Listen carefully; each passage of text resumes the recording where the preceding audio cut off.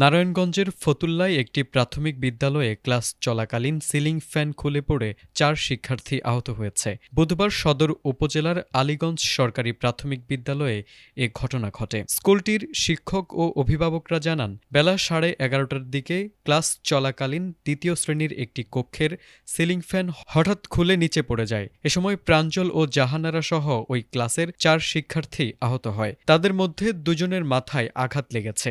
এ ঘটনায় স্কুল জুড়ে আতঙ্ক ছড়িয়ে পড়েছে। পরে আহত শিক্ষার্থীদের স্থানীয় হাসপাতালে চিকিৎসা দেওয়া হয়।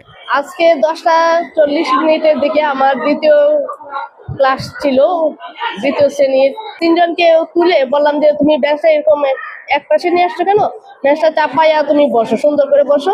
আসার পরে আমি যখন আবার পাঠ শুরু করলাম তখনই আর কি একদম ফ্যানটা পড়লো ছুটে। যদি ও ব্যাসটা একটু না সরে যেত তাহলে ওর মাথায় হয়তো পড়তো। ছাদের চল্লা ভেঙে আপনার ফ্যান নিচে পড়ে 4-5 জন আহত হয়েছে, একজন গুরুতর আহত হয়েছে। আমার সামনেই এই দুর্ঘটনা ঘটে। অত্যন্ত একটা মর্মান্তিক ঘটনা। একটা স্কুলের একটি ফ্যান পড়ে 4-5টা বাচ্চা আহত হয়। এর মধ্যে একটা ছেলে খুবই ইনজুর্ড হয়, যার 4টা সেলাই লাগে। তো ভবনটি একটি ঝুঁকিপূর্ণ ভবন। প্রধান শিক্ষক জানান, স্কুলের ভবনটি দীর্ঘদিন ধরে জরাজীর্ণ অবস্থায় রয়েছে।